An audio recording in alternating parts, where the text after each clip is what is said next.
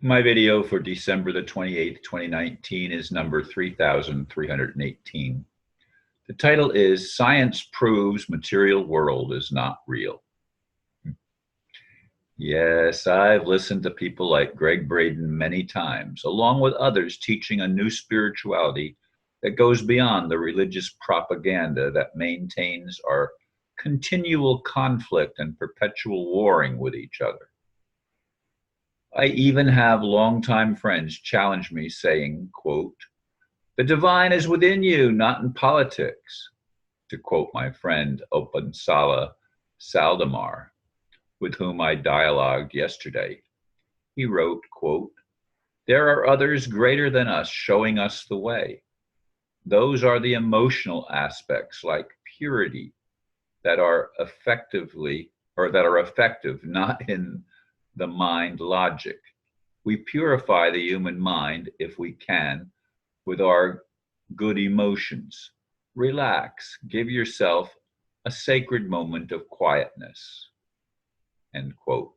I replied, quote, I often pray for God, then wait to see if I get any clear answers, which rarely happens lately. End quote. So, if the material world is not real, why bother praying at all? Just accept the fact that we've all been tricked. If it really is a magic trick, I do not find it entertaining. Sorry, Steve. If nothing is real in this world, why are any of us still here playing a very sick game? We obviously have no choice in the matter. Perhaps my friend Renelle is right when she says emphatically, quote, there is no God, end quote. Maybe nothing is real. Maybe Clarence Darrow got it right, quote, as long as the world shall last, there will be wrongs. And if no man objected and no man rebelled, those wrongs would last forever, end quote. I'm a rebel.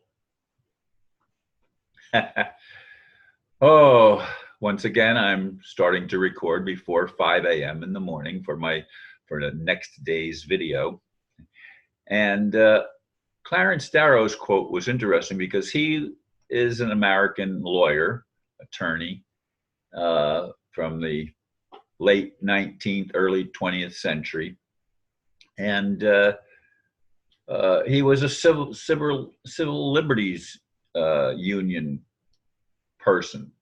And I don't like the American Civil Liberties Union because to me they are a very liberal agenda, but there's good things that come out of even bad things sometimes. But of course, if it's just an illusion, why bother? My friend Renelle was the music director of the church that I went to. And she's the one that finally came to the point where she says, there is no God.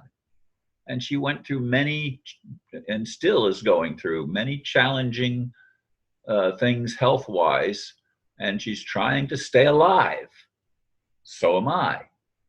And my challenges, sometimes compared to other people that I know, seem a lot less.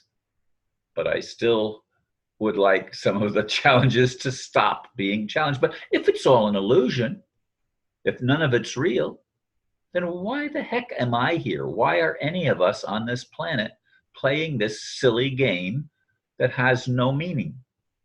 I mean, why bother being in a world, on a planet where nothing is real, where the people that run the show are not benevolent? Obviously, can you not see that there is no benevolence I shouldn't say there is no benevolence. Let me correct myself. There is very little benevolence in the political realm. And the truth of the matter is, there is little benevolence in the religious realm.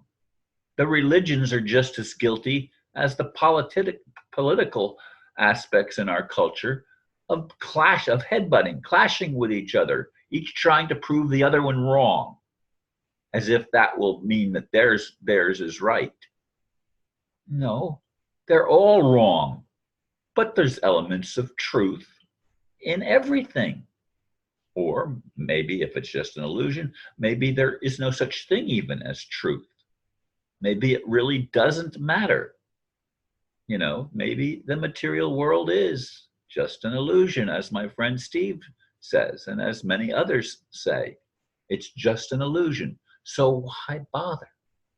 Why bother trying to fix things? I object to the whole creation motif that a loving God made everything.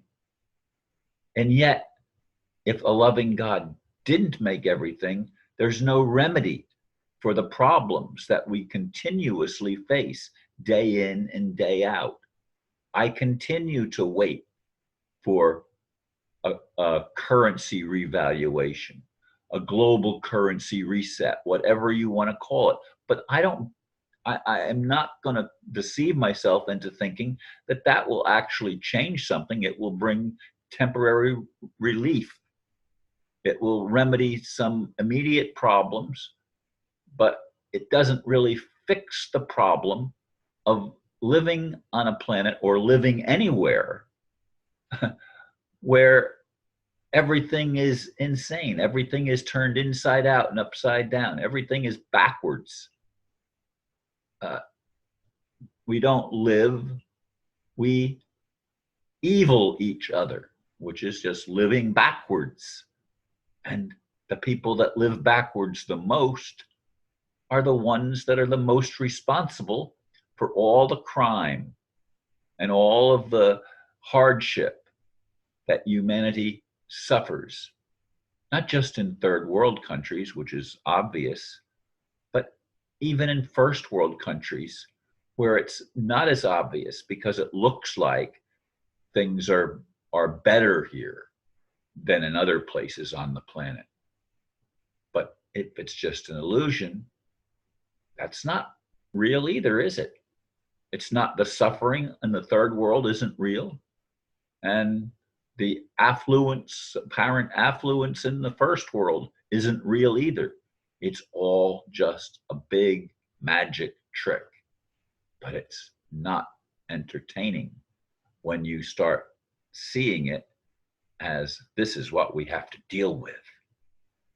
This is the illusionary reality.